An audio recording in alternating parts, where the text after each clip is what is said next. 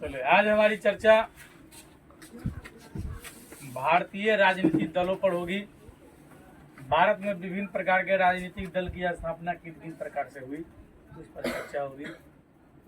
राजनीतिक दलों में सब प्रमुख राजनीतिक दल भारतीय राष्ट्रीय कांग्रेस, सबसे पहले हम उस पर चर्चा करते हैं। ठीक है, तो भारतीय राष्ट्रीय आंदोलन जब हो रही थी, ठीक है, तो आंदोलन की समय जो थी मूल रूप से इसकी शुरुआत 19वीं शताब्दी के अंतिम चरण में होती है। ठीक ना। भारतीय राष्ट्रीय आंदोलन की शुरुआत कब होती है? मुख्य रूप से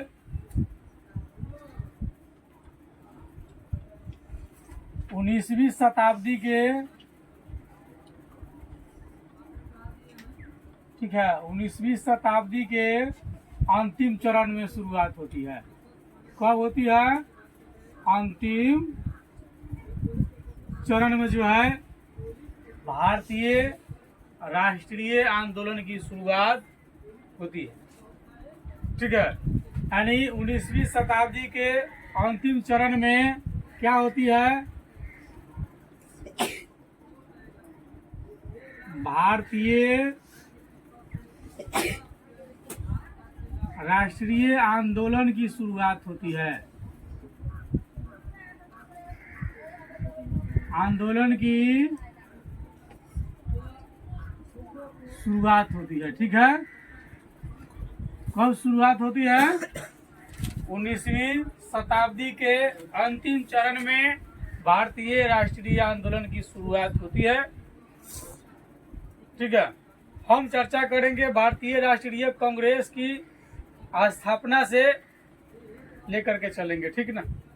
तो 19वीं शताब्दी के अंतिम चरण में भारतीय राष्ट्रीय आंदोलन की शुरुआत होती है और मूल रूप से इसकी शुरुआत जो है भारतीय राष्ट्रीय कांग्रेस की स्थापना से माना जाता है। राष्ट्रीय आंदोलन की शुरुआत किससे माना जाता है? भारतीय राष्ट्रीय आंदोलन की शुरुआत किससे माना जाता है? जब भारत में कांग्रेस पार्टी की स्थापना हो गई, ठीक ना, तब जो है आंदोलन जो है कहा जाता है कि बढ़िया तरीका से चला और देश को आज़ादी दिलाई। ठीक ना। तो भारतीय राष्ट्रीय आंदोलन की शुरुआत समय अवधि 19वीं शताब्दी के अंतिम चरण में, ठीक है, और मूल रूप से कब माना जाता है? जब भारतीय राष्ट्रीय कांग्रेस की स्थापना हुई।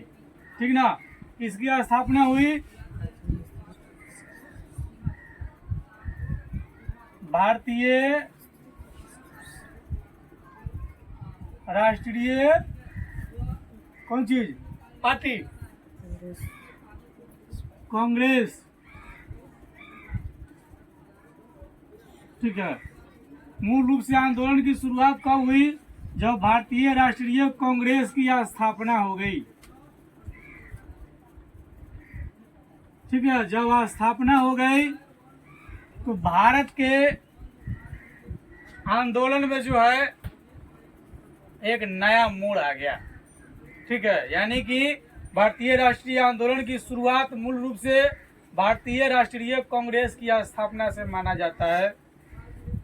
भारतीय राष्ट्रीय कांग्रेस यह संस्था भारत की पहली अखिल भारतीय राजनीतिक संस्था थी। क्वेश्चन पूछेगा कि भारत की पहली अखिल भारतीय राजनीतिक संस्था कौन थी? भारतीय राष्ट्रीय कांग्रेस। ठीक ना। यह क्या थी? अखिल भारतीय राजनीतिक संस्था। ठीक ना। क्या थी यह? अखिल भारतीय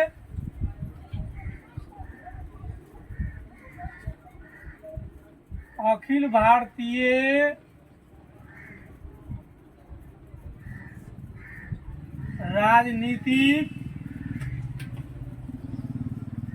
संस्था कौन थी? तो भारतीय राष्ट्रीय कांग्रेस। ठीक ना। कौन थी? भारतीय राष्ट्रीय कांग्रेस। हम इसका शॉर्ट नेम कर ले रहे हैं BRC। हालांकि होता नहीं है, लेकिन हम अपने अंडरस्टैंड के लिए कर ले रहे हैं। ठीक ना। B फॉर भारतीय, R फॉर राष्ट्रीय, C फॉर कांग्रेस। ठीक है, हम अपनी समझ के लिए कर लिए, जबकि ऐसा होता नहीं है। ठीक है, तो अखिल भारतीय राजनीतिक संस्था, ठीक है, यानी कि यह भारत की क्या थी, यानी कि पहली अखिल भारतीय राजनीतिक संस्था कौन थी, तो कथी कहिएगा, बीआरसी ना, बाबू रे काव काव ना, वो बात ना याद करिए, भारतीय राष्ट्रीय कांग्रेस। ठीक बा, तो नींद ना आवे, बीच में कुछ कुछ हिलत हिलत रही। ठीक बा, बीच में मरचाई मसाला मिल जाई, नींद भाग जाई। ठीक बा, तो अखिल भारतीय राजनीतिक संस्था हम लोग देखे हैं कि यानी कि भारत की पहली अखिल भारतीय राजनीतिक संस्था कौन थी, कि कौन है, पहली अखिल भारतीय राजनीतिक संस्था कौन थी, भारतीय राष्ट्रीय कांग्रेस, जिसको हम शॉर्ट में बीआरसी लिखे हैं। ठीक है, जब इसकी स्थापना हो गई, स्थापना के बाद से भारतीय राष्ट्रीय आंदोलन को एक नई दिशा और गति मिली। जब इसकी स्थापना हो गई तो भारत के आंदोलन में क्या मिली,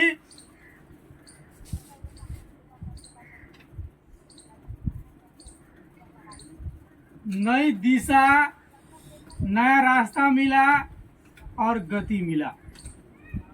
किसमें, आंदोलन में। जो आंदोलन जो हो रहा था, आखिर उसका कोई ना कोई नेतृत्व करना होना चाहिए।